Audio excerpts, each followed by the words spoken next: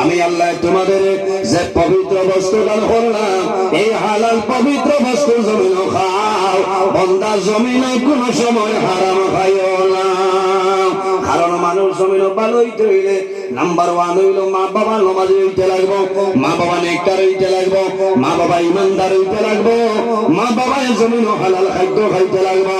আরে যদি মাই জমিন হারাম খাইলাই, এই হারাম খাওয়া তনে সন্তানের শরীর ব্লাড হারাম হইব, ইগোর শরীর হারাম হইব, এই সন্তান বড় হইব, বড় আর বড় মা বাবার লোকে হালাল করবে না, করবনি অথৈ না। এর কারণে আমার অনুরোধ হইল 3 ওয়াক্তে 2 ওয়াক্ত আপনারা খাওয়া হালাল জিনিস খাওয়া। কিতা খাইতাম? হালাল খাইতাম। খালি কই ভাই আল্লাহ আমার এক ফুয়া দেও, পিয়ার বাদেও দোয়া, ইয়া আল্লাহ সবে ওরা তো রাইট কত ফুয়াইন স্যাংশন করাইছে।